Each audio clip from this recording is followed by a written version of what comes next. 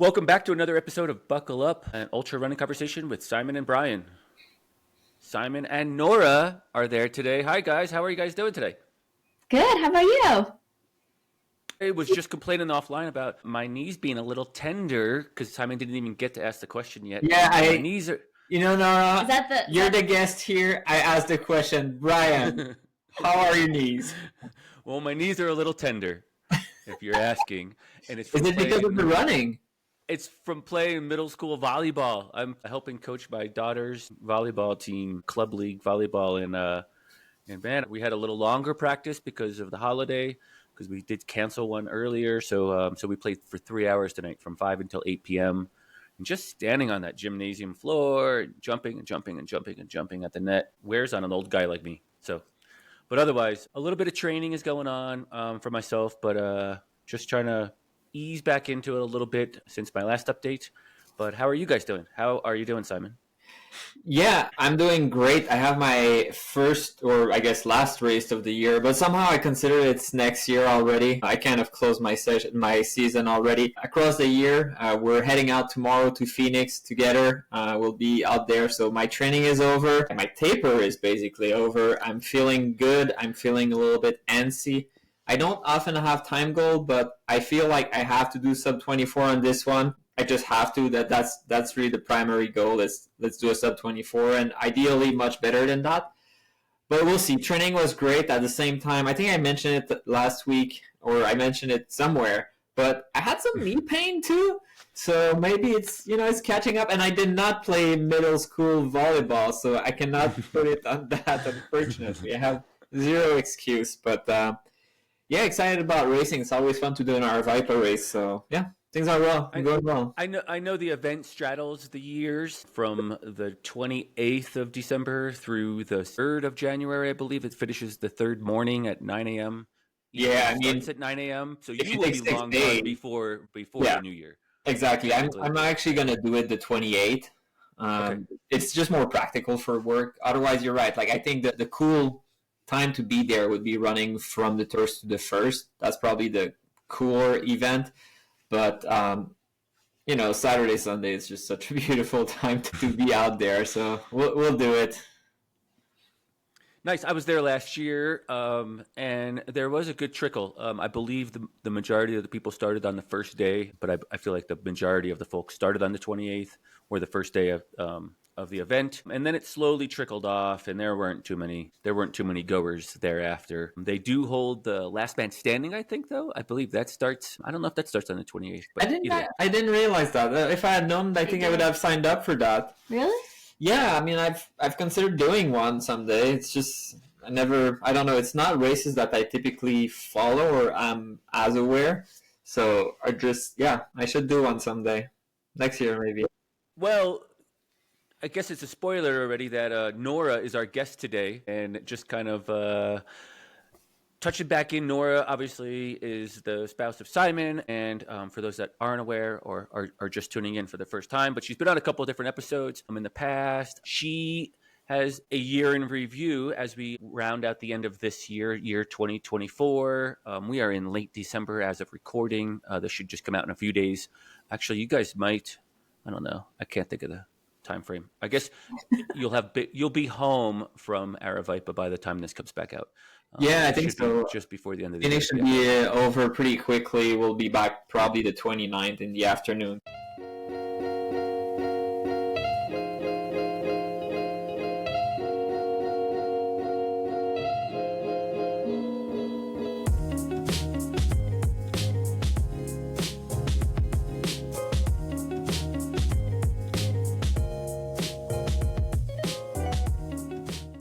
So, yeah, I mean, you're right. Today we wanted to do a special episode a little bit, end of the year recap, but it's kind of boring if I do it because I have all my movies already, and I figure, hey, who's pretty cool that I know? I was like, well, Nora has to do it if I ask her. No, but seriously, super excited to have her as a guest. Obviously, she's a huge part of my own adventure, pacing, crewing, and she's had quite a year this year.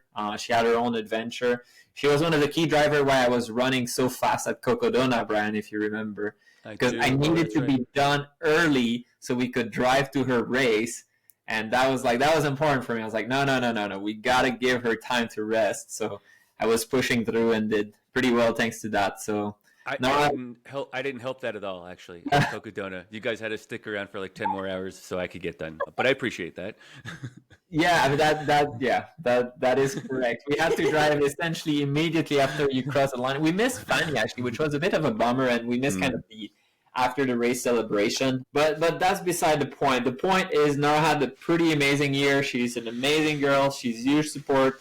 Everyone loves her, including me. So Nora, thanks for joining me in my studio. Thanks for having me, Brian and Simon. Nora, do you get a shelf in there then? How does that work? Do you get a shelf on that wall? This is hers. Yeah, one of them's mine.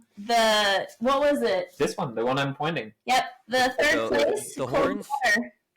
Right The bull horns? Yes. Yep. Okay. So, little fact. This one's mine, folks. My only podium. That's not true. She had other podium before, but that's beside the point. Yep. All right, Nora. So, how are you doing? What's going on with you? What does your year review look like? Do you want to just start at the top of the year or January of the year or something along those lines? I guess. Yeah, let's get into it. And thanks for having me, both of you. I think I hesitate because both of you have had incredibly epic years.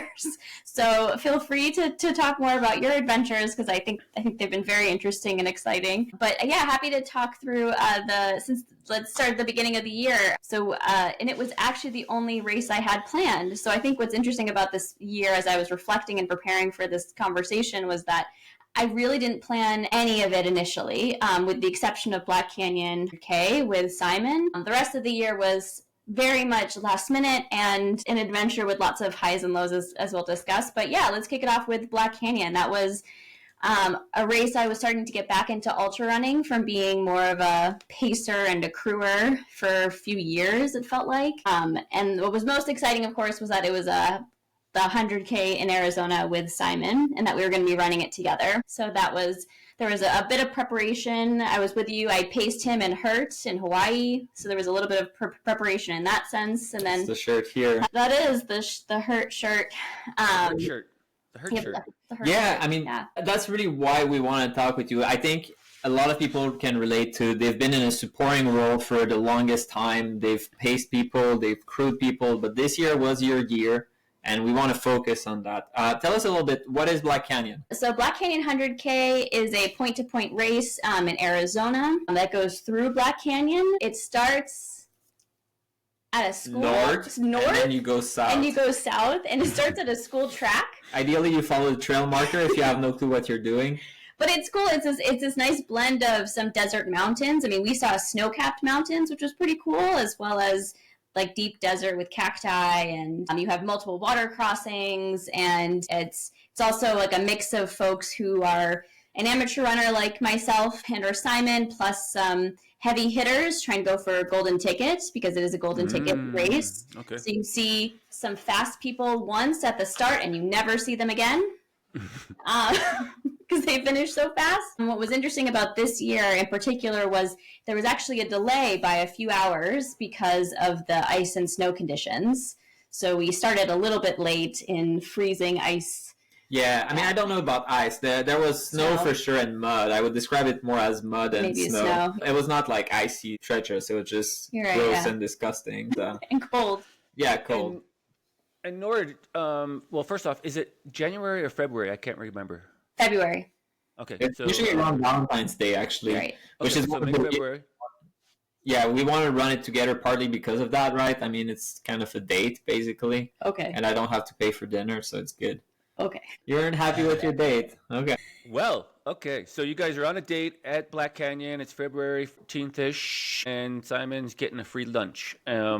Yep. Nora, how did you come into Black Canyon? Were you like tuned up? Were you kind of gearing up, or what was your fitness looking like at that time? Yeah, my fitness was actually looking pretty good at the time. I had been training through the winter. We live in Southern California, so it's easy to train here in the winter, as we don't have any snow. So I had a few months of training under my belt. I had paced Simon. I was really pretty excited. But I think, like like anyone else, I was incredibly nervous for the race and, second guessing myself up until the race start, unsure if I could do it or not. But feeling hopeful and feeling confident that I could have Simon with me. Was it your first 100K? It was not my first 100K. My first 100K was a few months earlier, which was the Javelina 100K in October of 2023. Or Brian, you were there. And you were there, Simon, as well as our friends, Mark and Leanne. All right, so that's like the end of October. That's Halloween, I guess. Yeah, Halloween. Halloween weekend. Yeah. So there was November, December, and January. So you had 3 months, kind of like regrouping and retraining for Black Canyon. And how did it go for you? I think it went pretty well. I think we took it like easy. We were talking, we were filming, we were trying to have as much fun as possible. I think it wasn't until maybe the last 10 to 15 miles that it started to feel pretty tough. And I was in a dark place, and suddenly things got quiet between the two of us. But for the most part, it felt like really fun. It's like these rolling hills most of the time, so not huge not super challenging in terms of technical difficulty or giant alpine climbs. And it's mostly single track, so it was really minus the first. As Simon said earlier, there was a ton of mud from the snowy conditions. So the first 7 miles, it was a lot of mud and not the most pleasant. But beyond that, it was mostly smooth track with rolling hills that were lovely. There were the water crossings, but those were brief. But yeah, I think it went pretty smoothly. We had a steady pace. We kept each other supported and talking and fueling. And then I think it was just the last 10 that I was starting to really struggle as it got cold and dark and late. Yeah, I like that she looks at me to make sure I will corroborate her version of how things went. So yes, I do not want to sleep on the couch. That is exactly how things went. No, it was accurate, actually. Thank you. Yes. And even if it wasn't, I would not admit it, guys. Blink twice, Simon, if you're held against your will. Ridiculous. It was a fun adventure, though, right? Yeah, it was really fun. What did you enjoy the most about it? For me, I really enjoyed, I think this is often the place I vacillate between my two favorite things, the community and the sites. I think there's even in your video at the Black Canyon, there's random fans, but I saw them at almost every aid station, and they were so pumped up, and I was just waving my arms. I'd always get a jolt of energy. They were so excited, and I was so excited to see them, and I still don't know who these people are, but I just really appreciate the community of folks there. Again, everyone's there to support. It's the classic. Everyone's there to support each other. We're not competitive. We're not racing intensely. We're just enjoying it together. So I think it's the community, and then the flip side is always the views. It was really incredibly beautiful to see the stark contrast of the snowy mountain peaks and the cacti and the desert sunset. That was just beautiful. So. Yeah, and we had some friends from Florida that were there. So yes, and also random. You guys are not random. It's just unknown. No, that wasn't people that knew you. It was, exactly, unknown. Yes, oh my God. Yes, and some people that recognize Simon very much appreciate you cheering us on too. It. Yes, that's really. I was not talking about that, but yes, everyone that recognizes Simon, you're great. Thank you. So, were you gunning for the age group award that's on the shelf there, or did you just stumble upon it? How did that work? The one up there? Yeah, different race, Different. Oh, I thought that was the cold. No, that's not the one. No, you're right. No, yeah. So we're not there yet. We're not there yet. No, that. So Brian, quick sidestep. That was my first ultra ever. Was the cold water? Oh, okay. So it's not this year. Okay, it's not. No. Recap. No, that's just a little. Oh, I was saving space for that trophy. Oh no. What a letdown. That's from 2021, my first race in ultra, and I think not a lot of people were out there, so I got a third place for the women's. Yeah, right. but Black Canyon, Brian, I don't know if you don't know it, but Black Canyon is really competitive. Finishing on the podium as an age group of her age would be basically, well, I mean, it's a golden ticket. You're going to be top 10 at Western State. You're a professional sponsored athlete at that level, so not yet. No. Maybe next year. If only. If only, yeah.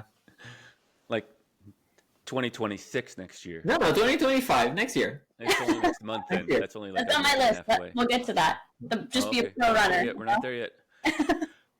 So February hits good. You guys have an enjoyable romp around the muddy desert there, and what does recovery look like after that? Yeah, so I guess now we're going to tie into the theme of like highs and lows. So just immediately after the race, don't know like if you can say this or not, but I had like blood in my urine immediately after the race. You And can so, say whatever you want. all right, cool. Yeah, did you not watch Wayne's episode, the Ranger? That's a great episode, guys. We do not censor. So this is the year of races and bad things that happen, but then how you recover, I guess. But I noticed blood in my. I've never seen that happen before. So anyone that's out there, be mindful of like if you go to the bathroom after and your urine is dark. Was it immediate or like on the way home, or what did it? What was the time frame? Yeah. Well, that's what's tricky about it, Brian. So, when you're a girl sitting on the potty and you're peeing during the race, you probably actually don't know if it was during the race, probably, but we don't know that. But it was at the gas station immediately after. But it was probably happening during the race, actually. Yeah, because what was interesting about Black Canyon, even though it's a desert race, it was actually a very cold race for the most part. There was a little bit of time where it was warm, but so much of our race was actually at night. So I also couldn't see anything. You're right, I'm going to the bathroom at a porta potty, and I'm also drinking less because it is so cold. So I didn't think about it, but Simon is right. It was the gas station we went to as soon as we were done with the race, and we're on our way back. That's where it became apparent. Yeah. And so I started to drink and have salt as much as I could, like guzzling things down, and it wasn't shifting so much. And so I waited maybe another 24 hours or something, or 48. I can't remember exactly how many, and went to an ER because I realized it wasn't changing. And so was concerned, showed up at an ER in Nevada because we were going straight to Simon's race, Jackpot Ultra, in Las Vegas, and got treated there, and then A-OK. Yeah, I mean, just for full clarity, if that happens to anyone, that's a sign that you need to monitor because it could lead to kidney failure. First, you have to drink a lot, take a lot of salt. That's definitely step number one. If it doesn't improve, step number two is to go to the ER. It was not 48 hours. We basically went as soon, like it was maybe 3 a.m. the next day. We had to drive, and then after the night, we decided to go. Even like before the night was fully done, we went because you don't want to have permanent damage to your kidney for something like that. So it's pretty important. So if it happens to anyone, just don't run through it. Like, take care of yourself. It's not worth the permanent injury. Yeah, definitely. We probably, I think the three of us at least have been around in the sport long enough to have heard that story before. I've personally never experienced it myself, but it's few and far between. And so it is a serious medical emergency, and you need to take care of yourself. That's a great point. Yeah. So you got cleared, though, in Nevada, and they told you were crazy and just to move on about your day? Or No, they took the money, and then they told us to not worry about it. It was funny, though. It was an ER in Las Vegas, and I was like, I'm going to tell them I did this ultra, and they're going to think I'm so crazy and stupid. And when I told them what happened, they did not think I was crazy or stupid. And they're like, we have so many stories of wild reasons as to why people end up in our ER that it's not the craziest for potential signs of, like, rhabdomyolysis. And I'm like, all right, so this is a normalizing safe space. But ultimately, luckily, I was healthy. They just gave me IV fluids for a while and monitored, and I was okay to leave after. So everything looked good. And I followed up with my primary care doctor afterward to make sure I was still okay. But to also ask the question, will this keep happening? How do I avoid it? Became the first of many lessons in supporting my running journey because I did not want this to stop my ability to run ultras. And I was reassured that, have this happen when they're only running a little bit. Some people, you might have this happen again, but just having this at one time doesn't mean you're definitely going to have it happen on a recurring basis. And it didn't, luckily. So, but it was a good lesson about hydrating during a race. Excellent. Yeah. So you go to Jackpot, you're cleared, and I could only imagine the stories from a Vegas ER. But anyway, I digress. I could tell you one they gave us, but I don't know if that's... No, let's focus on your running year, maybe, right? Yeah, maybe for another time. Simon does Jackpot Ultra. I think that's just in Henderson outside of Vegas. But you're good to go. You followed up. You're good to go. And then what does it look like from there, your season? You want to talk? Yeah, so what was next was Simon had the Antelope Canyon 100-mile race, and I was excited to join him just because I'd never seen Antelope Canyon or Horseshoe Bend, and it's like tricky to get to that area. What month is Antelope Canyon in? It's in March. March. Okay, so it's March race. It's in Page, Arizona, but almost at the border of Utah. And so I was going to go maybe just to pace. I wasn't really in training yet. At that time, I was still sort of recovering and a little nervous and anxious after having to go to an ER after a race I felt pretty good at. And then we learned that our friend Fanny was also going to be joining us and racing the 50 miler. And then I don't know how exactly it happened, but suddenly it became like, what do you think if I run this? Did I suggest it or did you suggest it? I probably suggested it. Probably him. Yeah, for those, it's good to give reference. So Fanny, for those who don't know, actually, with all of us on here, with Fanny, that would be our Badwater crew. Well, my Badwater crew. Then there's only my sister missing. So, so a small running family there. It was really exciting to see her. Also, it happens to be my birthday and her birthday on the same day. That's why we actually met there. And yeah, I think I was the one to tell you should definitely go for it. Yeah. And that they would find room for you to do a 50 miler. So it was a last minute, I don't know, maybe a couple weeks ahead of time that I decided, I'll try the 50 miler. I did the 100K. I'm feeling confident that I can complete a 50 miler. Mm-hmm. Let's do it. And then... Sure. Yeah, tell us a little bit about the course there. So the course is beautiful. So I can speak to the 50 miler more so than the 100 miler, but you start the course in sort of what looks like sort of a desert canyon sort of area. Page is a small city. And you get kicked right into some sand dunes and sand for a very long time. Sand is going to be what you're running in. But the first quarter, you're running toward a piece of Antelope Canyon, sort of like I think the northern part of the Antelope Canyon. And so then you run into the canyon, which is really cool. Too brief, but it's beautiful and interesting. And then you loop around back through the canyon or back through parts of another canyon. And then you are still going in sand for a while, and then you do a loop around, sort of say hi to Horseshoe Bend. When you're at Horseshoe Bend, you switch from sand to rock. So then you're on rock for a very long time, maybe about 10 miles, something like that.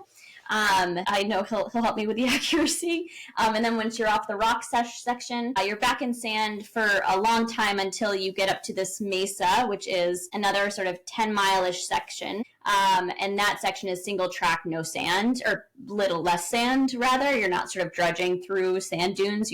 There's just sand there, but it's not so bad. And you do one loop around that, and then you head down and you finish the race, like within a few miles. For the 100 milers, you stay up on that 10-mile loop 6 times, right?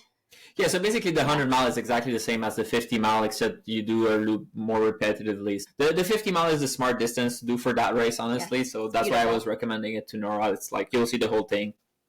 I'm not familiar with that race either. But my question is that the one where I see it's like a slot canyon? Yeah, that's what I was having her trying to describe. But then what we heard is what runners really care about, which is like you'll be stuck in sand and then some more sand and then some rocks. And apparently there's some view, but shit, the sand is really, really, really annoying. And you don't understand how true that is until you actually do that freaking race. Like, it's so annoying.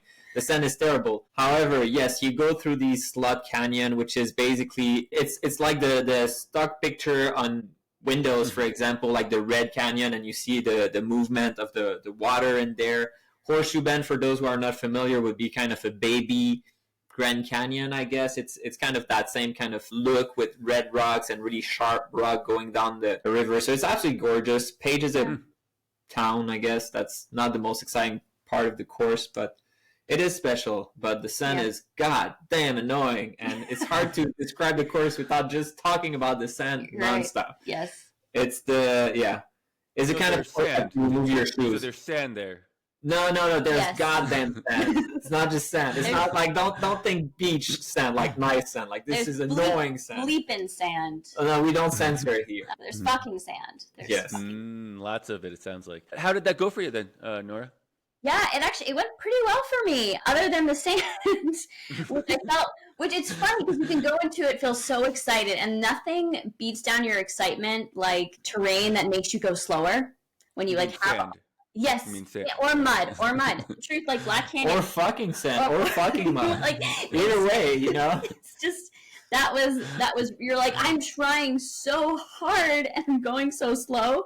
But that went pretty well. I was really on top of my nutrition and hydration, way better this time around. So I was much more carefully monitoring. I was enjoying the views the whole time, and finished with a sprint finish. I think I was, again, annoyed with my watch that it was like 49.9 or something, and I didn't do the extra to get the 50 mile or whatever it was. But I think, finished strong, felt great. And was apparently Fanny, our friend, was like 5 minutes behind me. I had just missed her the entire race. So it was great that I got to see her finish. And then the next morning supporting Simon in his finish. But it was... Yeah, supporting me in my finish just means like they picked me up, which is great. That's what we were aiming for. With you at the end.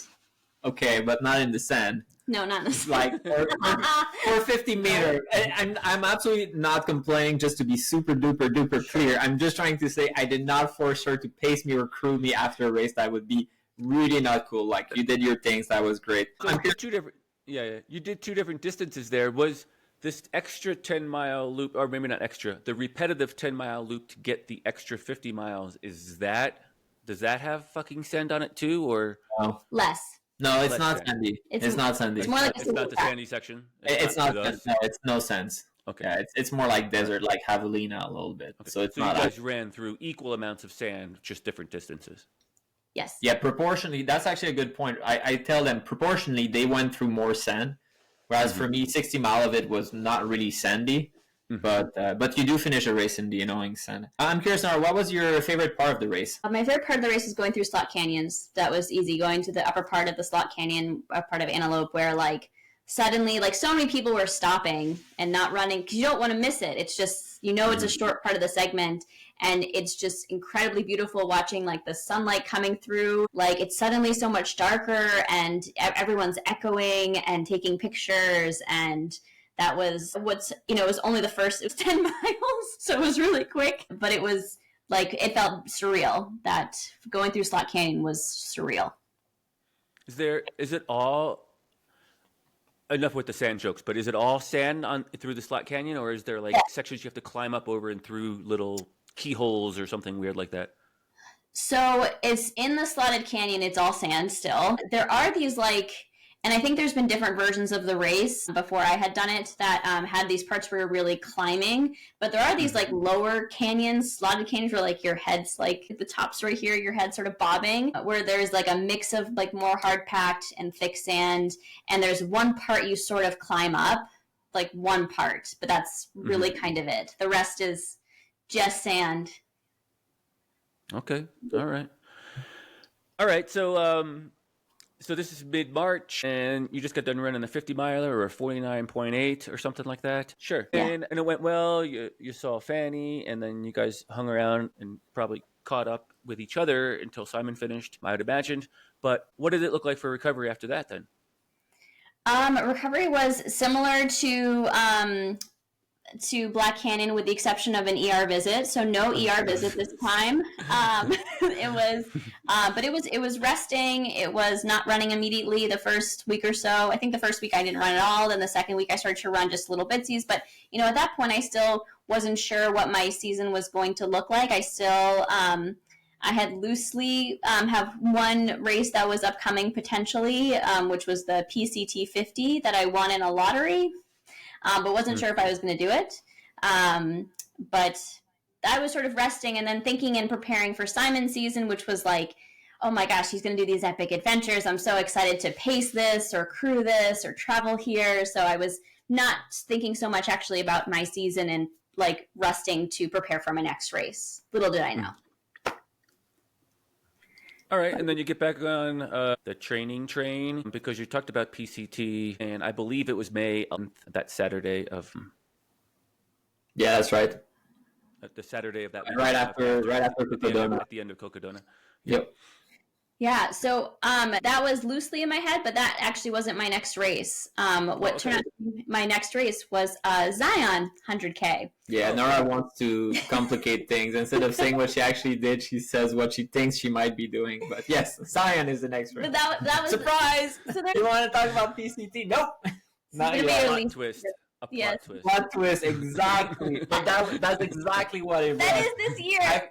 Even in this interview, she keeps saying oh, Simon, it was for your season. And all season I kept saying, no, you have to have your own adventure. And Zion is another example of that, actually.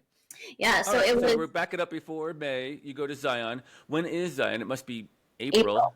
I'm just putting the numbers in my head. Between March and May, yes. Yes. Yeah. Good guess, Brian. Yeah. Yep. Right in there.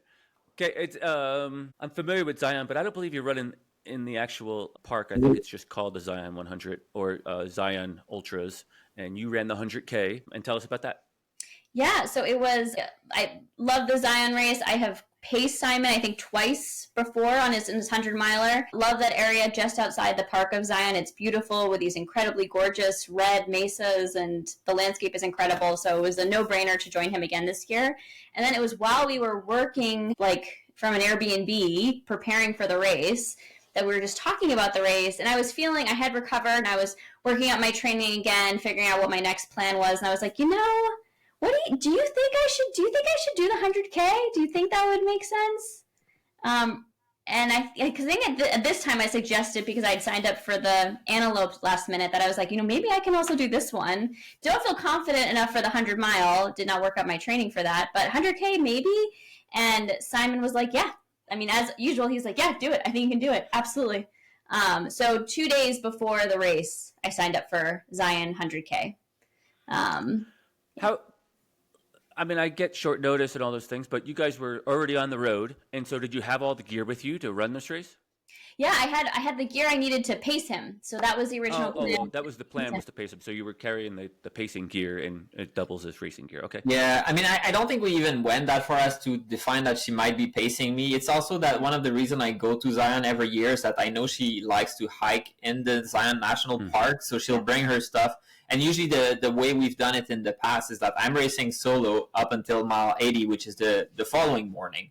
And then she had, her day of hiking, then she went sleeping, then she's back at it. Sometimes middle of the night, depends how fast I am. But yeah, I mean, we had everything for it. And Zion is not as nice as it used to be as a national park. So I think that's also a factor to not want to do it.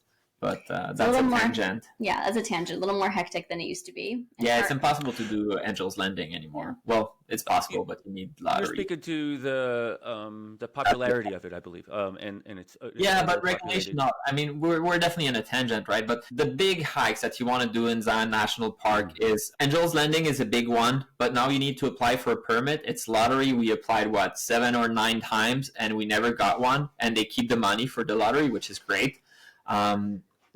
I mean, we don't pay enough tax apparently. And then the other one is the Narrows, but Narrows is often closed in April. And then the other one, I can't even remember the name, but it overlooks Angel's Landing, but this hike is permanently closed. So basically the 3 cool hikes to do, you can't really do them.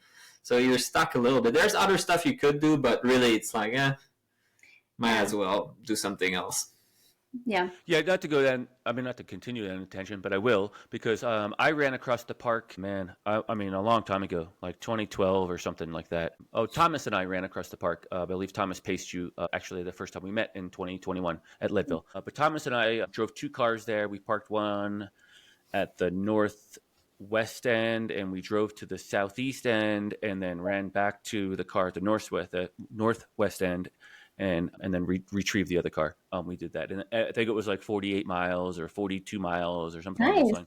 It snowed, I don't know, 4 inches the night before, so we ran through the end of it with a lot of snow on the ground and mud, and couldn't actually. Some of the trail was really hard to navigate because it's like paint markings on the ground, and of course there was snow on top of it, so hard to navigate. But we figured out our way.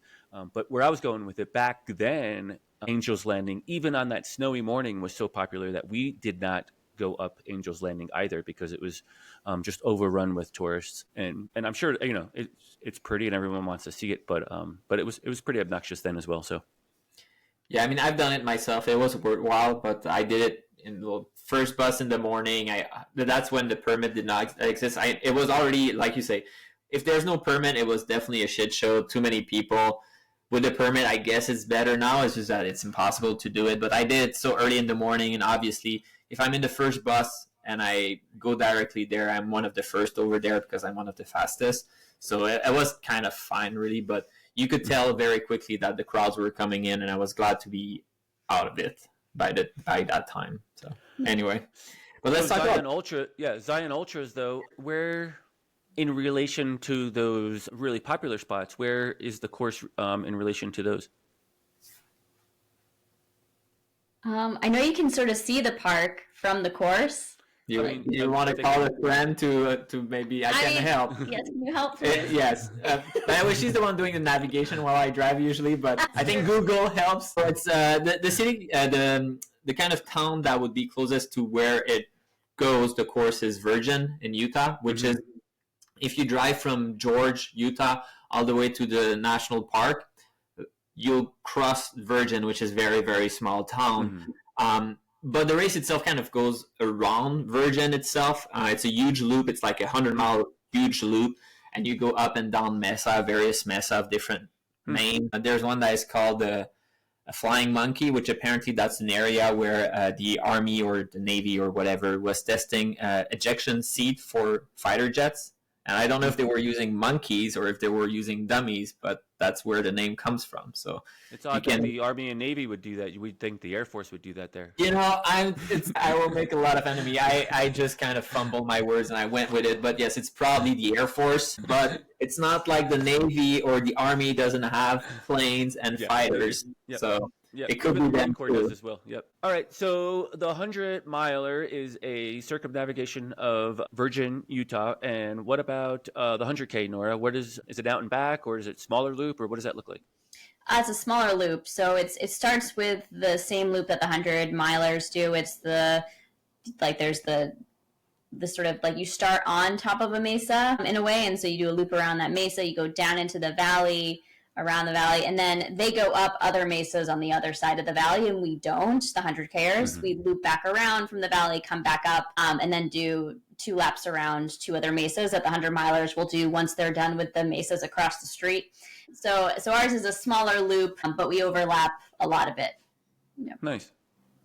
And so there's a little bit of overlap. Is it the same start time, or do you guys both start together, or 2 different start times for different events? 2 different start times. 100-milers start before the 100K. And how did it go for you? If I can just on a tangent for that one, because that's actually a really interesting point, is that both race, the Antelope Canyon and Zion, are organized by the same people. And for Antelope Canyon, the shorter distance started before. So Nora was ahead of me. The 50-miler started ahead. I started 15 or 30 minutes later, and I was always trying to catch up to her. Never did. I caught up to Fanny, but not to her. So we were pretty close. But for Zion, it's the other way around. So then she would have needed to catch up to me, which would have been pretty challenging because it's only the first 20 miles that we're together. Then it's different. So yeah.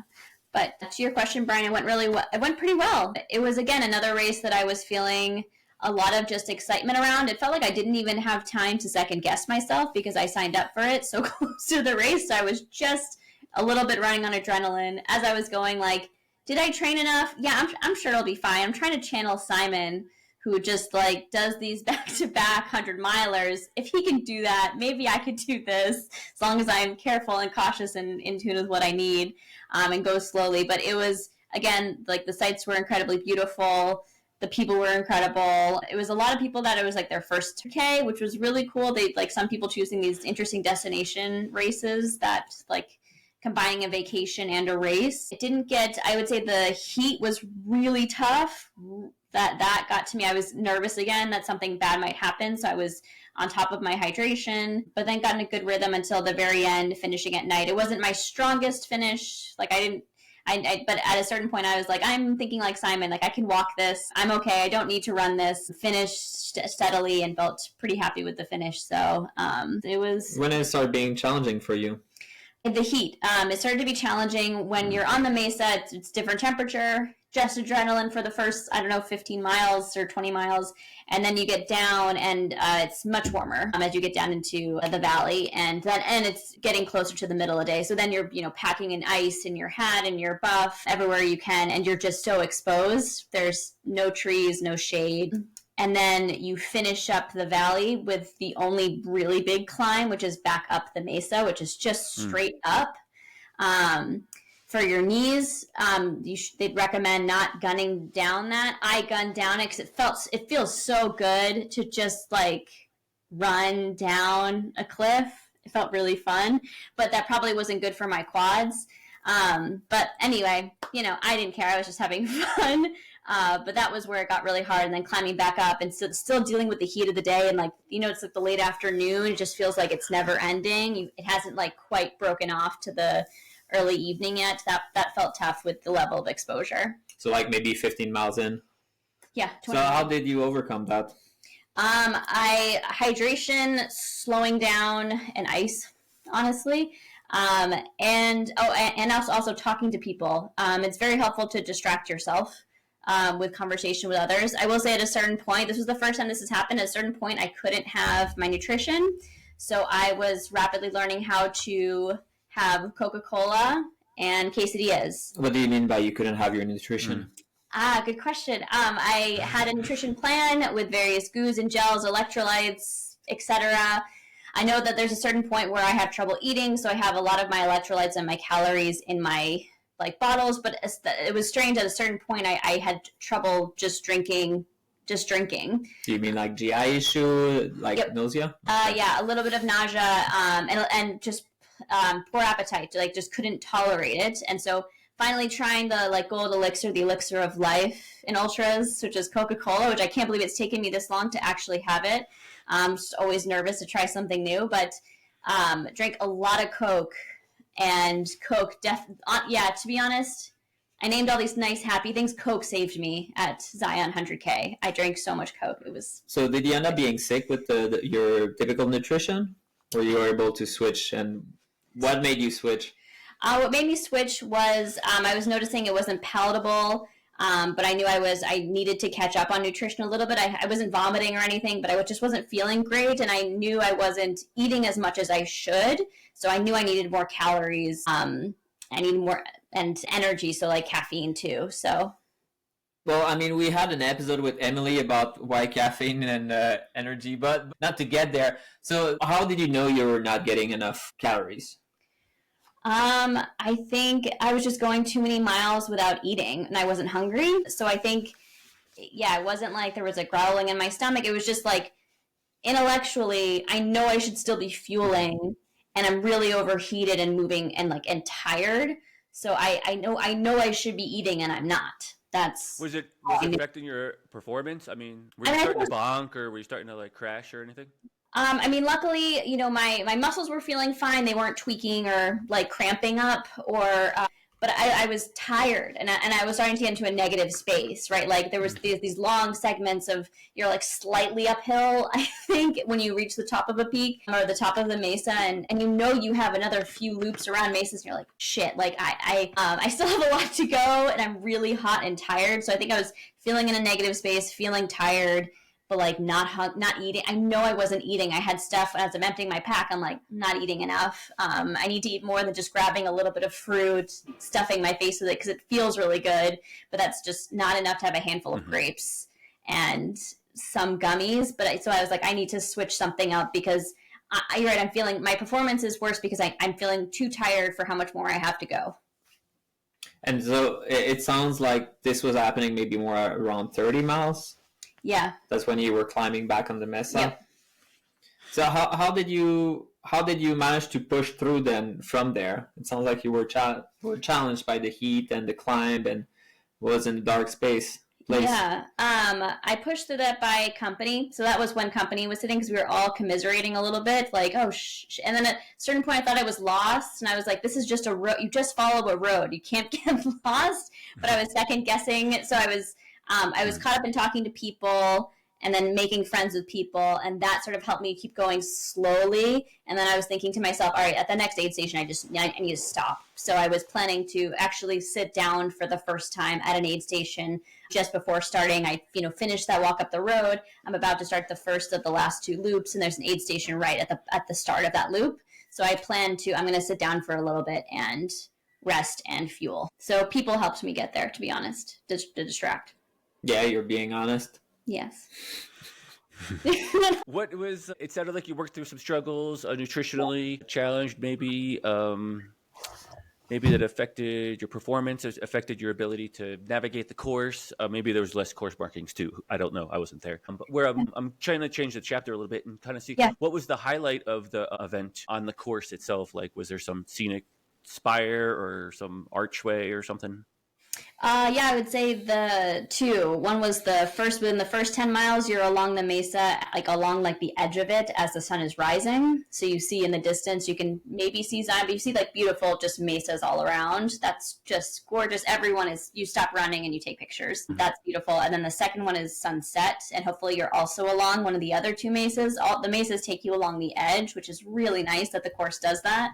And so you see the sun setting. And so again, you see you're just surrounded by warm red colors. And one is either waking you up while the other one is cooling you down. So it's a beautiful moment, both of them. Chris, is there, so you struggled a little bit. Is there, if someone is listening and they're thinking about racing that, what would be your advice to them? Yeah, I would say if you're listening to this, be prepared for the heat. So be creative with your fueling strategies. Be prepared to take what's in the aid stations. They are extremely helpful. They have a lot there. So play around with various fueling strategies. Prepare for the heat in every way that you can. And how can they prepare for the heat? So prepare for the heat by making sure you have the right equipment. You have a buff that will hold ice, a hat, sunglasses, sunscreen. Maybe you have sleeves, dress light, comfortable, and what can hold a lot of ice, but also be quick drying too. And then other ways to prepare for the heat is, of course, heat training as much as you can, adapting to heat, but then be prepared for it to switch quickly to the other climates. So have layers as well for the evening. Definitely put on a puffy near the end because of how cold it got. So I would say that's probably how I would say to prepare for the heat. And then if you really, really struggle, for me, it was finding company. That was very helpful.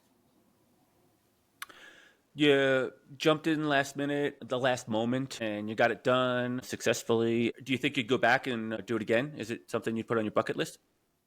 I think that would be a race I would repeat, is Zion 100K. I might think about the 100 miler instead, because it's doing more of what I haven't seen, doing more mesas. But yeah, I would recommend that race to others. It's really, really beautiful and well done.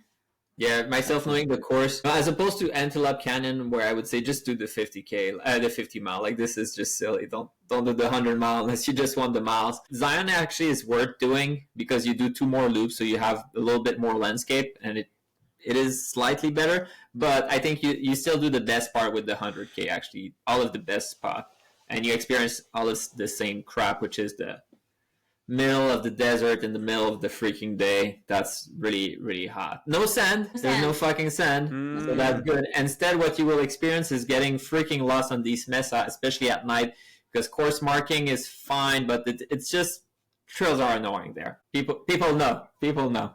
You get lost. Did you get lost? Or lose the trail at least? I lost the trail once, yeah. Yeah. It's so common. I've done it 5 times, I think. 4 times, 5 times, and every year I'm still losing the trail at some point. So it happens. Yeah. So that is April, and then I did the spoiler alert already. You probably have a quick turnaround, a few weeks, and then you're gearing up for the PCT. Why don't you tell us about that? Yeah, so this was a race I knew I was happening, so I was just thinking about maintenance of miles and injury prevention. So I didn't want to overtrain, but just wanted to maintain my fitness. PCT was a last-minute race that, as I said before, I won in a lottery at the San Diego Ultra Running Friends holiday party. It's a raffle. For legal reason, I think it's a raffle. Raffle. It's not an illegal lottery, guys. I won the PCT 50 raffle and was pretty excited. Was starting to get to know people actually in our community here in Southern California that are running that we haven't really gotten to know quite yet. But I did some initial trail running with some folks, met some people that have a local running club. But so kicked off the PCT 50, knowing a few people in the race. That was really exciting. Knowing that Simon couldn't pace me because, as you had both just done Cocodona, he couldn't really run with me. But I knew he'd be on the course crewing, which was really nice. Yeah, it's the first time I'm crewing her, actually. Yeah. I think I've kind of paced her before, but it's like Black Canyon where we just run together. So it's not really pacing, but I go at her rhythm, but now I was 100% to support her, which was great. Why don't you tell people, where was it? How's the course? Yeah, so the PCT is along a 25-mile segment of the PCT. It's an out and back course. The Pacific Crest Trail on the West Coast. On the West Coast. Of the United States. It's a giant trail. Roughly what 25-mile section did you do? It's in the Cleveland National Forest. It's near Mount Laguna. That's the section. So pretty far south. Like it's not the first 25 miles, but it might be the first, like after 5 miles. I don't know. Yeah. They're very, very close to the border. Very close to the border of Mexico. Yeah. Okay. In and out. In and out. Rattlesnake. You just ruined the. Thank you. Good grief. But yeah. I can edit everything out, Nora. I can edit it all out. No. She wants it to be live. But yeah, I can talk. But so the reason I was actually really pumped about it, Brian. I was feeling like this is my last race of the season. I want to like kick this out of the park. I'm like, maybe I'll even podium. Like I was feeling so pumped and so good and so jazzed. It's the first like quarter of it is a big climb. So it's just like focused on keeping pace. And then it's these rolling hills. And I felt so good going down. I was like 8-minute miles probably, in my head. We can check on Strava. We can check. Do you want me to corroborate her version of It felt like 8-minute miles, right? It felt like 8-minute miles. It felt I totally like get that. Yeah. yes. Yeah, like it felt like I was like just soaring through the trails, and then I tripped and landed on my knees and my hands to the point so badly that I actually like my watch broke off. So I had to I stuffed it in my running vest. Really banged up my knee. It got a little swollen, so I was limping, but I was like, I don't think I broke anything. But it was so painful, I just like vomited immediately after I stood up. And what was bad is there were all these like PCT through hikers around me, and they're like, "Are you okay?" And I was like, "Yeah, I'm totally fine. Like I'm just trying to shake it off, like trying to shake off being both embarrassed and being like, no, this is like a normal thing in my sport. I have a bib. Like don't worry, I won't be the only one, I think, that you see that deals with this." And just like started walking, but then could slowly get back to running. But I did once I like landed badly on my knee, I was like, all right, chill out, champ. Like you're not podiuming anything. You're okay. Just get this done, enjoy it, and we'll see how it goes. What mile was it? Is what I'm trying to say. Yeah, it was around 18 miles. Okay, and it was a 50. It was a 50-miler, yes. Okay, so it was 25 out and 25 back. Okay. Yeah. Yeah, so you were still, you still had more than half the race to go. Yep. Okay. Well, yeah. I think it's pretty the common. rest of the race. I think it's pretty common. When you trip, it's rarely towards the end of the race. Usually you trip at the beginning of a race. Almost always. I don't know. From my experience and everyone I know, it's almost always like that. One of the reasons is that you're actually walking more towards the end of the race. Mm-hmm. So it's you're denied. moving slower. You're moving slower. When you're all those things, yeah. When you're early, excited, just running, like that's where it's dangerous to, to pull a Nora out really. So. Yeah. And what reached out and grabbed you, Nora? Was it a root, a rock? Was it just a momentary lapse of paying attention? It was a momentary lapse of paying attention. I will say, of all there are a lot of advantages to being partners with Simon and learning from him. And I will say I am not as diligent and thoughtful of a runner as he is. I run on emotion, which is not the smartest thing to do, but it's so much fun. So maybe I'm. But you can reach an 8-minute mile so much easier when it's just based on how you feel rather than how quickly you move. Like she's right. That's a smart way to do it. I felt like a winner. It's such an easier way to win the race. So truly, it was like a momentary lapse because I was having so much fun. That's really what I was like laughing and having so much. I was like a child in a playground, just like yay! And then I just. She always does that. Honestly, she always kind of worries me when we run together. She is a little clumsy, and she will say things that are classic. And I tease her a lot with that, which is she will get poked. Well, she will hit a cacti. But she will not say it like that. She will say, the cacti hit me. It did. Like it's doesn't get her, She was just minding her own business, and the cacti just decide to smack her.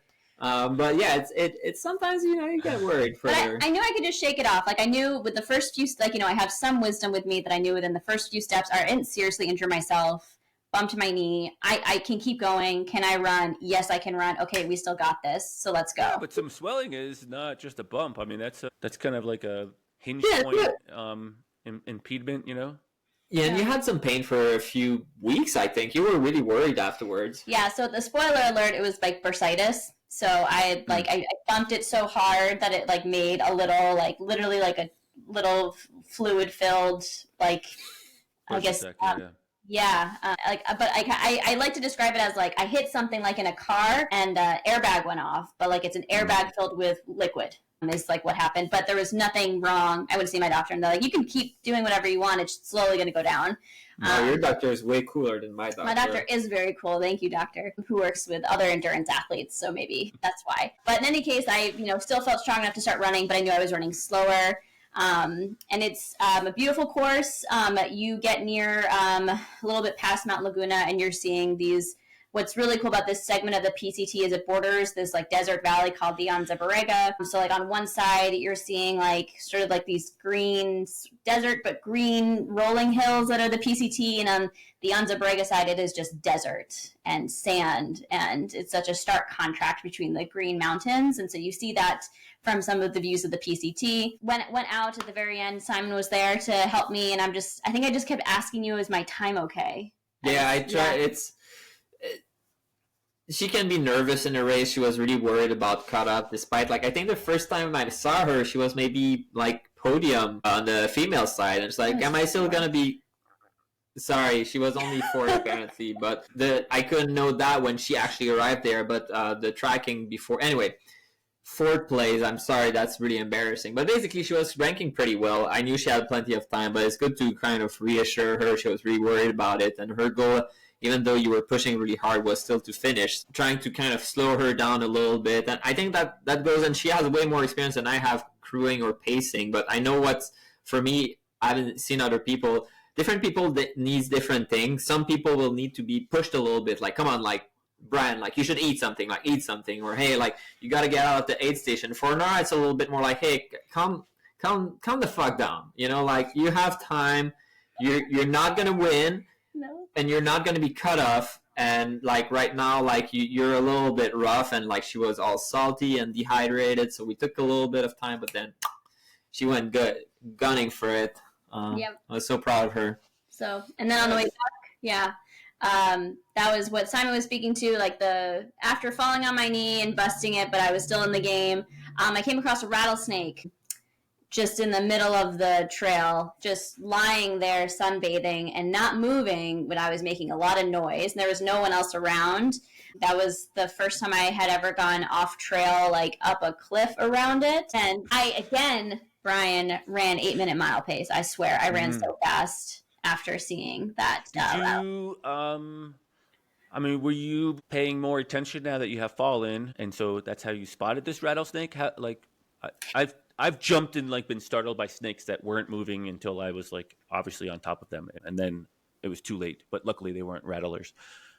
Yeah, this was the first one that really made itself like unabashedly known. It was one of the straights on the trail that you could see a little bit ahead, and it was a big rattlesnake that took up the entire path. Like it wasn't on the side hiding. It wasn't rattling either. Like it wasn't shaking its rattle to make itself known. I was very confused, and it was not moving when I got close, and it was like, try me. So it's, it was the rare moment where a rattlesnake was just literally took up the entire trail and was not moving. So, well, I mean, at least you were able to spot it. That's great. Yeah. And then you were back to 8-minute miles. Yes, and that was so fast. I was fast as lightning, Brian. And then again, Coca-Cola saved the day. Again, I was struggling with heat, and Coca-Cola, this time I filled my bottles with Coke, even though it shakes a little bit, so it doesn't help with the carbonation, so I wouldn't recommend it. But it was like liquid gold. It was something I could keep down really easily, and it helped me finish the race feeling really strong. And so then I finished the race. Did that kind of fulfill that need? Did that scratch that itch for you? Were you happy with those results? Yeah, I think I was pretty happy. I think I felt like if I hadn't fallen, I could have done better. And I'm like, why do I keep hurting myself in these like silly ways? It feels like over the past 5 months for like preventable things, but it was a really fun event. It was also run really well. Aid stations and volunteers were great, like any of the other races I had done. And it was fun to do a local race. That felt pretty cool to do a local race where I was meeting people that were potentially in the area, getting to know my area too by doing that race a bit, and also driving home that night where it was only like an hour or two away. So that was great. That's always a benefit. Yeah. That's great. Then you guys, I know you have like a European adventure ahead coming up because now we're getting into summer of 2024, or at least for the rest of North America, besides San Diego, which is probably in summer most of the year. So, what does that look like after PCT? Yeah, so then it was switching gears to supporting Simon, but also having like my own adventures still in these places. So it was, I think, I was thinking about what am I pacing him for. So I paced him for Bighorn for about 50 miles of Bighorn. I knew I wanted to pace him for Tahoe. I think I did like 20 something miles of Tahoe rim trail. That was really beautiful.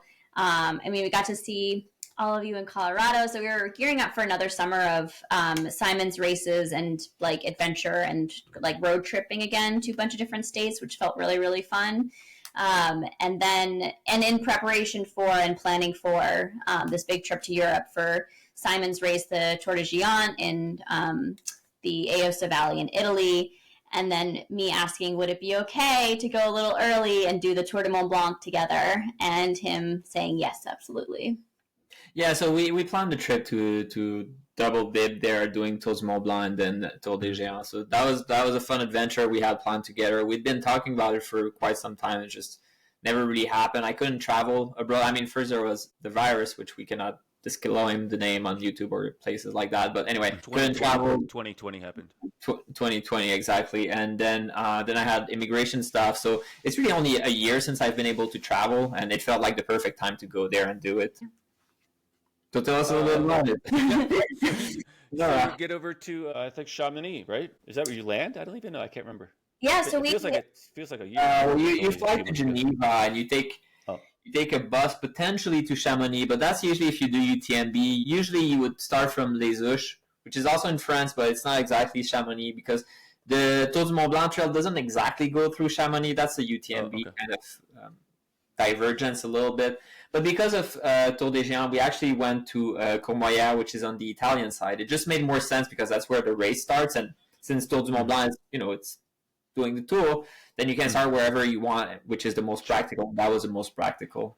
Yeah, so we'd planned out the trip where we would start in Courmayeur, and then we just planned to do sort of a fast packing, self-supported Tour de Mont Blanc. So there's a number of ways you can do the Tour de Mont Blanc, which is, it is a loop trail that goes around the Mont Blanc, which goes through 3 countries, Switzerland, Italy, and France.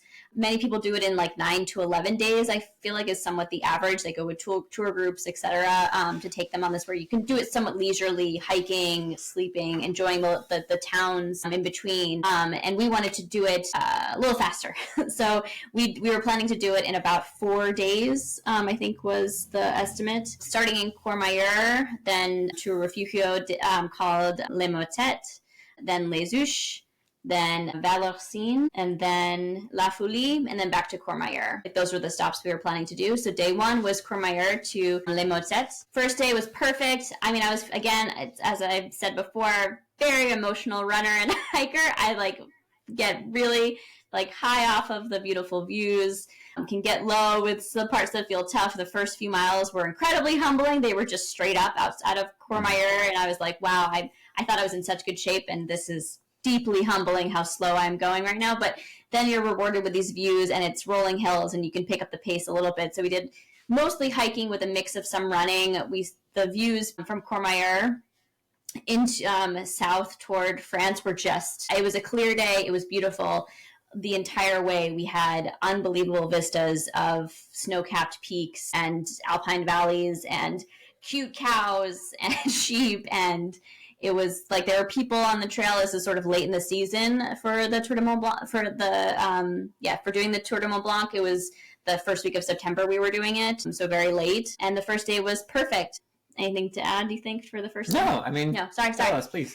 First day was great. So day 2, we start off feeling strong as we make our way toward Les Houches, which was our second stop. We do the first col, peak summit pass. Still feeling strong. The weather wasn't as great, but the views were still beautiful. And it was just as we were starting to come down from that first col, I took one wrong step on a rock that was just a little flimsy. It was not when I was running. I was hiking, and I was actually looking around for better terrain because the terrain I was walking on felt too technical.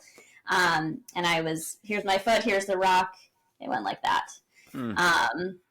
So that's the epic injury, where I twisted my ankle like inward. I have never felt that kind of pain ever before, or at least not in my nearest memory. I remember screaming out and feeling like a rush of adrenaline. So at first I was saying, like, it can't be that bad. This is just adrenaline. Like, it's just just adrenaline. I think I remember when Simon came up to me, I was like, I just need to calm down. I just need to calm down. But as soon as we opened up my sock and my shoe, I was already like incredibly swollen. And luckily there was a group of hikers nearby who had tape, and Simon was able to ask them for some tape, and he taped up my foot really quickly. And as we started walking, I was just hoping that this is just sort of talking to myself that like maybe it's okay. But unlike the knee where I was like, oh, I'm fine, I can, like, this will get better, with my ankle I knew quickly like this is really, really bad. I can't move like how I could before. Yeah. Yeah, I mean, the way it happened is kind of funny when you think about it. It was so technical that she decided she didn't need to pay attention to the trail, and then she hurt herself. Yeah. It's in other words, it's a bummer. I mean, you never expect the injury to be so bad from something so small, really. You know, I'm sure the tumble that she had at PCT was a much harder fall. Like, this was just slipping and sliding, but when you fall poorly, yeah, I mean, you guys were you're self-supporting, you know, like a through hike essentially. I mean, self-support is kind of I don't know what would be the correct term. Like, it's going hut to hut. We're not carrying our food other than like the food during the day, like gels and things like that. Yes, we have a sleeping bag, but we're sleeping inside, so it's not like a fast packing trip. It's more a hut to hut trip, which makes it much easier. Our longest day was supposed to be 30 miles, and I'm sure we could have done that in easily 12 hours, despite it being very technical and very steep. Very doable without the weights. But you're carrying more gear than you would have in an ultra. Yes. Sure, a little bit. Yeah. Okay. So that we shifted her stuff also to the foot because of that. Yeah. Sorry, what?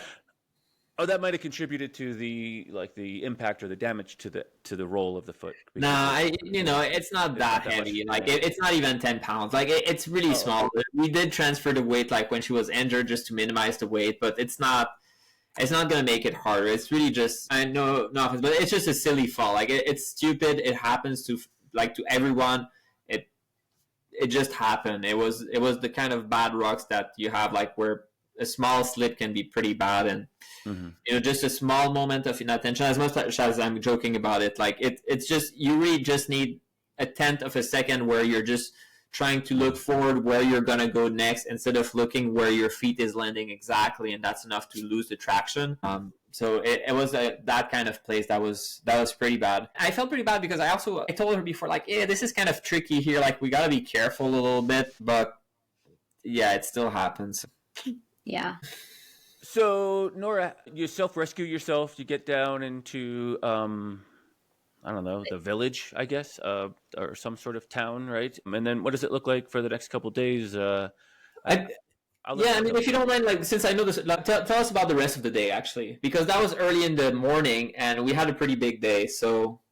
Yeah, we still had 18 more miles and 3,000 feet of gain to go. So there was a first sort of deciding, like, can I keep going? I think we could have bailed, basically. We could have bailed before that without even asking for rescue. There are villages along the way. Yeah. Probably 3 miles in, we could have just bailed. So that was the first decision. Yeah, there was a bit of a roller coaster up and down. There were moments where I was just crying because I felt so devastated that I felt like this was over, something we were looking forward to for so many years. Then there were these moments of, like, after we were done with some of the technical trails, suddenly I felt like I could start to run a little bit. So I started to, like, lightly jog. And so then I was telling myself, oh, this is going to be fine. Like, it's going to be okay. And then we started climbing back up and then down again. And the back down, it was so painful. I could barely do it. And I started crying. It was just a roller coaster of, like, feeling hopeful, then hopeless, but feeling strong that I can get to Les Houches. I have to get to Les Houches, which was the place we were going to be sleeping. And Simon trying to distract and support and also give me space. But I remember I was like, no more filming. I did not want filming of me anymore when I was feeling really low. But that was the rest of the day, was these, like, maybe, and then no, not at all. This is really, really bad. Maybe, all right, let's hook onto some hope that like if I sleep on it, I elevate it, ice it. Mm-hmm.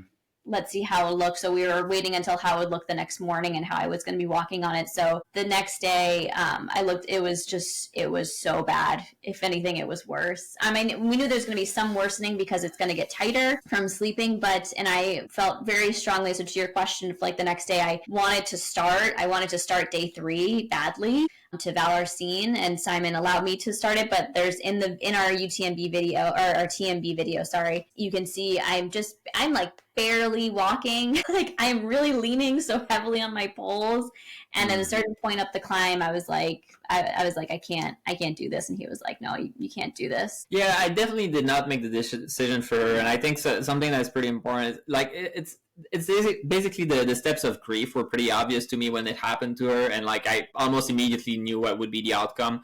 But I felt that it's the kind of process that she needs to make herself, because at first you're like, okay, this is not too bad, you know, and then you get upset at yourself, and then you're sad, and then eventually you're in more bargaining, and you know there was some thinking of like, okay, well, how about like we take one rest day, and then the day after that we're able to do it.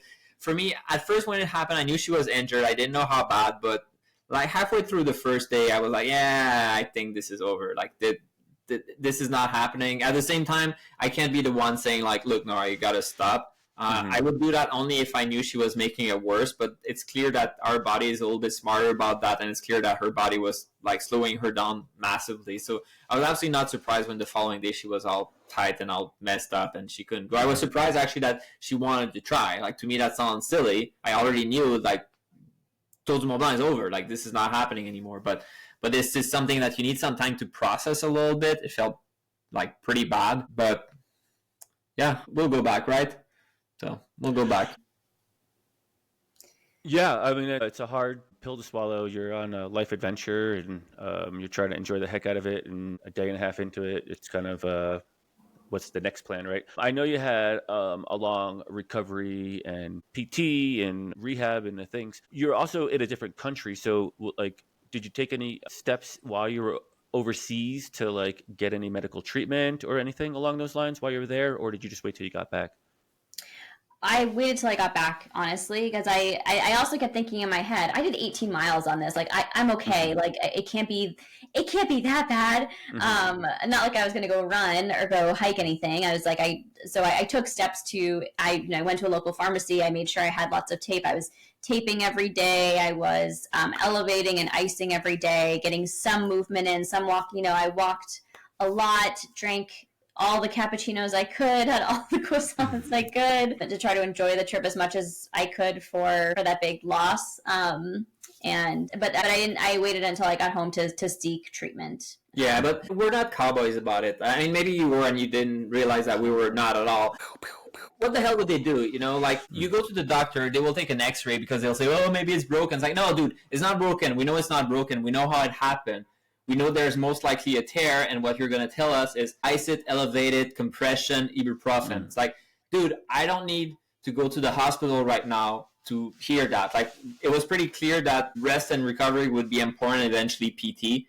So there was no need for, like, an x-ray. If it was kind of a fall with a hit, I would be worried that maybe something is broken, and maybe we need to do something about it to make sure that it mends appropriately. But when it's so very clearly either a strain or a tear, you're gonna rest, right? I mean, it's same. I know it's a tangent a little bit, but the same like when I crashed my bike and I may or may not have broken a rib. Whether it's broken or not doesn't change anything. They're gonna tell me, dude, it sucks, huh? It must be painful. Well, maybe you should rest. I'm like, well, I'm not gonna rest because I'm racing Leadville. So why would I want an X-ray for that?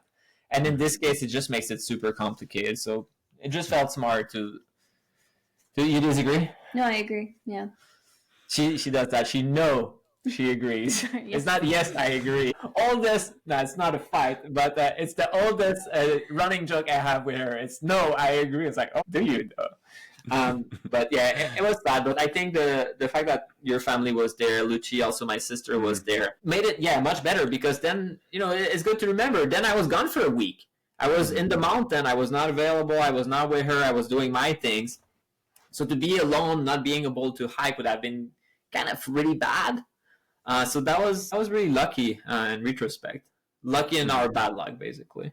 Sure. It obviously ended the season of adventure for you. I'm roughly guessing that we're about 100 days ago at this point, but roughly mid-September or so till late December here. So what's been the course of action since, and where are you at currently with this injury? Yeah. So since the injury, I first, I saw my doctor, so I made sure to do my due diligence when I came home. I think he gave me a grade 2 or grade 3 sort of tear as a diagnosis. And at first started sort of on my own, just slowly doing some stretches, asking a friend who is a PT to give me some prep, but then realizing I needed to go see a physical therapist regularly after actually Simon was at Saddles 100. And I was like, let me see if I can just get out there because walking on flat feels fine. And as soon as I was out there in Prescott, the hiking I would have loved, I still couldn't do. It was still too painful and scary. So it was at that point in October that I started working with a physical therapist weekly. And I have been diligent with doing my daily PT for a long time. And it is for anyone else that's out there struggling with an injury, working with physical therapy, it is not like you reap the rewards immediately. It is a lot of work. It is a lot of patience.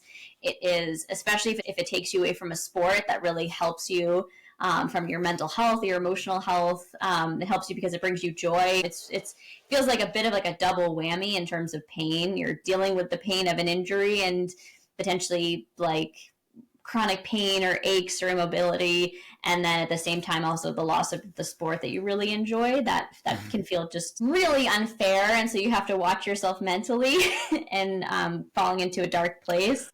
But luckily, I've had a lot of success with PTs. Slowly, anyone that I guess sees me on Strava, it's like random things showing up of like walk running and stretching. But I have, at this point in time, late December, I am now back to running.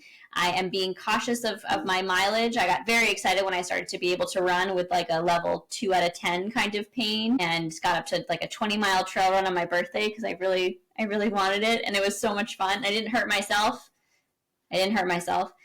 this time.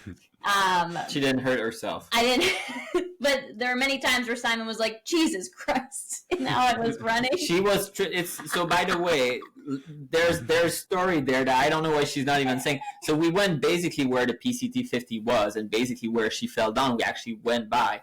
And about every mile, she would trip on the rock. Like, literally every mile, she would have a near miss. And I was like, Jesus Christ, come on. Every mile is a lot. It is a lot, yes. Yes, it is a lot. Thank you. No, I agree with you. No, I totally agree. I agree with you. It was nerve wracking. Although she, when she fell down there, she didn't actually hurt. Well, she was in pain, but then injured herself, which I guess is better.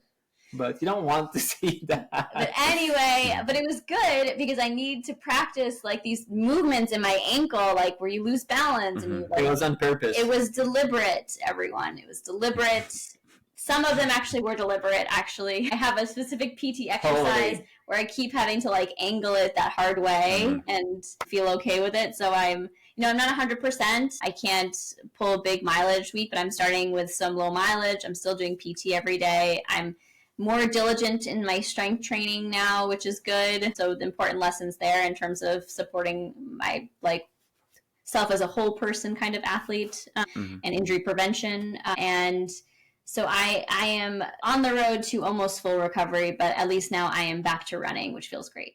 Yeah, and it's good to remember also, that there's two parts to that. One is the injury itself. Then it's tightness related to the injury, even though the ligament is fully healed by now, as far as I would guess. There's gonna be tension, and then after that, you've been not inactive, but not exactly running for 3 months. You're gonna lose a lot of fitness. So 20-mile run is a big deal if you're untrained, and obviously you're trained, but I think that's part of the tension also of being tired, because what you were describing after the big weekly mileage was not things that were related necessarily to the ankle. I'm sure there was some pain related to the ankle, but it was like toe turf or whatever. Oh, turf toe, yeah. Turf toe. So it's that has nothing to do with it, but it's just increased mileage basically. Yeah, but I'm okay. She didn't injure Like, herself. this is the theme of the year. Brian's like, yes, oh yes, like this all year. But I guess that's life. Yeah. It is like the roller coaster. It's like just like an ultra, right? It all comes together. It all comes back to ultra. All right. What are you? Let's give it a number. Like, are you what? Are you at 72%? Where are you at? Ooh, Currently, this yeah. day on late December. Oh, I'd say I'm 80%. Okay, great. Yeah. I'm more with a strong number, yeah. All right. I disagree with her, but she knows herself better. But based on what I've seen, we've run together, I think she's like 95. It's residual what's left, and then it's gaining back fitness. But I understand, like, I could be wrong, but some of the run we've been together, yeah, you'll be a little bit slower, but just a little bit slower. It's not visibly, oh my God, you're so slow. So it's You're not running an 8-minute mile. You're not running that 8-minute mile now. Not yet, Brian. It not doesn't yet. feel that way. It doesn't feel like an 8-minute. For all we know, she might be doing 8-minute mile, but if it doesn't feel that way, it's not an 8-minute. It doesn't count. Actually, I believe that we're friends on. I know we're friends on Strava, but I have noticed that your runs have been getting a little longer and lengthier, which is encouraging. So yeah, it looks good from my point of view from Strava. But From my point of view, too, I'll get a pacer back. That's amazing. That's always been the biggest fear. No pacer, it's crazy, man. That's why I'm not racing so much anymore. Okay. all right, so you're Because I care so much about you, and you have a lot of value to my races. Okay. Yes, you're, Brian? you are 80% or better, depending on who you ask, sitting at the other side of the camera there. What is next for Nora? What are you going to do besides pay Simon at a bunch of his events? What is next on your calendar for you? So I'm playing it a bit like this past year, where I don't have anything specific lined up, but I have ideas and dreams of things. I have a dream of my first 100-miler. Which one are you eyeing? Tahoe Rim Trail 100-mile is like one I would eye. Early August? When is that? As July? Are you asking me? I'm asking you. It's Yeah. it's Yes, the middle it's- of the year. Yeah. It's July. Okay. Yeah, so I'm scoping out some races for my first 100-miler. I also have to admit, like, I'm not done with Europe, all of Europe. I feel like I need to get back out there in the Alps. There are some really cool races out there. One of them, when Simon was doing Tour de Gion, I noticed there was a 100K for Tour de Gion that's called something else, but it's a part of the same group of races. There's a number of different distances happening. That is a race I would love to do. I think it's a UTMB race, but like the Eiger Ultra Trail that's like above Grindelwald. Like, I think that like a dream race for me would be back in the Alps. Would be very, very, very cool. That felt like such an amazing experience to have between the two of us. But also my calendar is scoping out for a 100-miler. But just like this past year, seeing where life takes me. TRT's on your list for hundreds. You have maybe two others in that same bucket that could be potential hundreds. Javelina is accessible, although like I'd have to decide to do that literally in the next few days because whatever the lottery is. Yeah, it's not a race you can sign up last minute anymore. Yeah, you can't sign up last minute to that. Other 100-milers, Leadville would be pretty cool, but it's pretty tough. Also, it's too late. And also it's too late. What are other 100-milers? I mean, Zion 100-mile might be up there. That would be like that's really beautiful. That I could sign up a little bit later for. But I'm trying to think of like what are my weaknesses or what are things that I'm not great at that I need to strengthen. I need to become a better hiker and more agile and not like trip. But also heat's hard for me, and those are two different types of races. Those are like the biggest categories. It's like desert or mountain, and so I can't be weak in both of them. I have to just improve my training and my hiking and but yeah, I could see Zion 100-miler, TRT, Javelina. Those would be up there in terms of like potential like first time 100-milers for me. Awesome. Yeah. Do you have any suggestions, Brian? Yeah. What do you suggest? Oh gosh, I don't know. I'd probably ask the guy sitting next to you more than he's got more experience. You don't than all listen of to us. me, Brian. She'll say, no, I agree with you, Simon. Simon, you should suggest something to me, and then I'll suggest it to Nora. That's what I'm asking you, Brian. Didn't you get my text? Simon, what do you suggest? Well, you know what I suggest. No, I don't.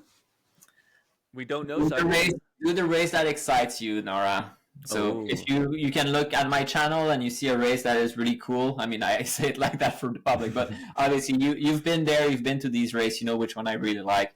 So take something that excites you. Don't be too worried about what you think is challenging or not challenging. Truth is, 100 mile is difficult. There's no easy 100 mile. There's more difficult one, but even that is not necessarily a significant factor. What really matters is that you're inspired by it and that you can get in. So like Leadville is kind of, you're not going to get in Leadville. No, I I'm sorry. You're not going to get in Western or Hard Rock, and your race is probably full already. So limits the option at this point. But Zan would be cool. It's just conflict of timing. We'll see. I will have a 100-miler in my lifetime. All right. In a lifetime, I guess that's pretty vague. All right. I'll bring her along. Yeah. We wish you the best. I wish you the best. I know Simon always wishes you the best. I wish you the best. I do too. So I guess last, you the best. That's right. I wish you the best in the last 20% of your healing process. I hope you get lots of tons of miles in and all the experiences you want from the ultra community. You know, you were going, just as a side note, you were mentioning like, so I'm injured, and I'll bring it back to my point of view. And I'm injured, and I'm not going to the races, and I'm not doing these things. But it's kind of like a different boat that you're in, because you're sitting next to the guy that like runs, you know, like twice a month. So you're going to these events, but still not able to participate in. I mean, you're able to participate in the community, but not like as a participant or as a pacer or in the roles that you have before. So it is kind of challenging. So I think that might be more challenging, is where I was going with that. Thanks. I think, you know, it makes you miss it more. Yes. It makes you realize what you're missing out on. It makes you, it is helpful as a reminder of what you're working toward. When you're injured and you're doing PT every day, there are moments you're like, you know, I don't really want to. I'm not feeling motivated. And when you're back out in the race experience, you're like, oh yeah, let me go do my PT right now in the middle of the desert. It helps to spark the motivation again and the drive for what you're working toward and what you want to go back to. And again, at least you're with the community, and the community. Seeing you, Brian, at Javelina was just like really wonderful. And I try to hold on to the other bits and pieces of the ultra running experience that like keep me going and still fill up my cup while I'm recovering. But for anyone else, I'm sorry you're injured too, Brian. That just sucks. And it's you try to be mindful and lean into reflection and the lessons you're building and the wisdom you're building from this experience, and at the same time it is just hard. And so making sure you're feeling supported and enjoying other parts of day-to-day life are really important. Yeah, I think you bring up a good point about not speeding through the process. I think I'm a week out from getting a cortisone shot, or maybe 8 or 9 days, but fairly recently I just got a cortisone shot in my foot. It was feeling great. The next day I went out and ran, probably too far. I went out the next day and ran probably too far, and then I'm like, all right, I probably should back off. And actually, it's not going to heal in a week. I mean, like, or like the process is going to be longer than a week, and I need start looking at the trajectory of that, and not just think it's going to be right back to normal, you know, full summer swing of training for myself. Yeah, I mean, I think that's where, you know, I was really happy we could get the PT for Nora.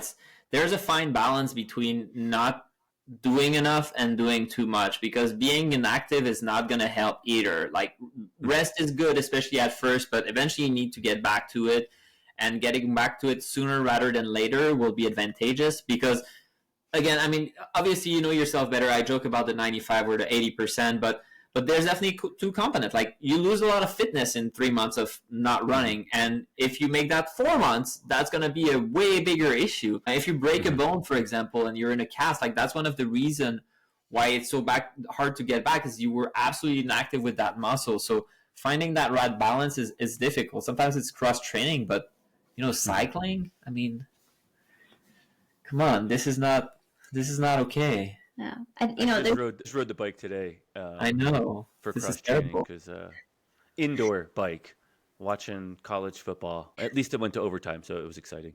Well, and I think, you know, we're talking so much about the physical loss and the pain, but like there's this big mental component that happens where you either start to doubt yourself because you are losing fitness, or feeling weak, or feeling tightness, or frustrated that it's not getting better. But I know for me also, there's also a little bit of, as even though I'm apparently wild on the trails, there is still a little bit of fear that comes to returning to the trail, and that comes to like, can I re-injure myself? And I will say it's been hugely helpful working with a physical therapist who, I'll never forget the first time I started to jump on the foot and on the ankle and doing these like sort of jumps, hops on the stairway. And I was like, oh my God, this like, it hurts. And he's like, and I felt incredibly supported by his sort of scaffolding and like holding part where he's like, you're actually healed. These are like the nerve endings, or these are the nerves that are just still used to firing to warn you that there's something wrong, but there's nothing wrong. Like this is a safe environment where you are just practicing and building up like the endurance again to do this. And it's like, don't worry, this is a safe space to be doing this. And it reminds me a lot of what I do in therapy, which is called sort of exposure for people struggling with anxiety or a specific phobia, where you have to sort of tolerate the distress and in a way by just getting into like facing the fear.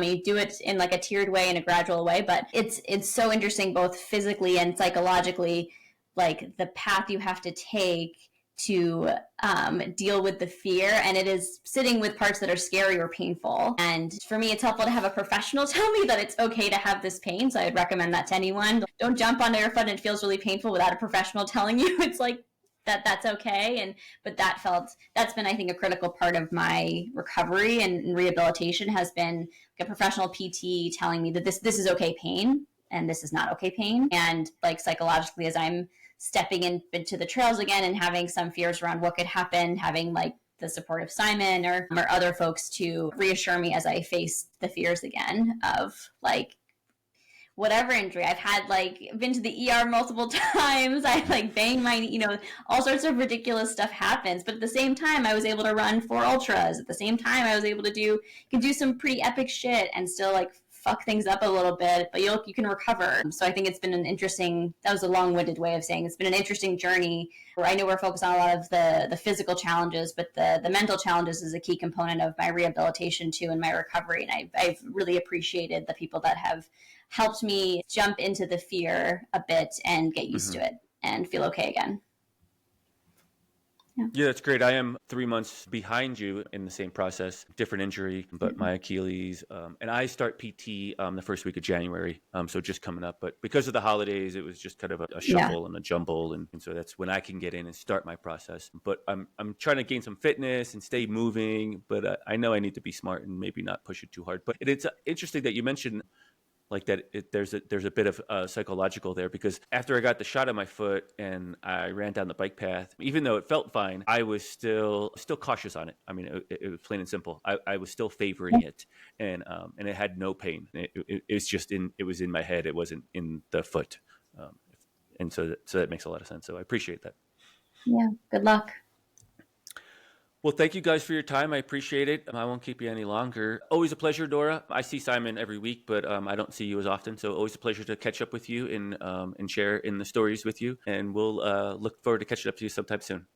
Yeah, back at you. Thanks for having me.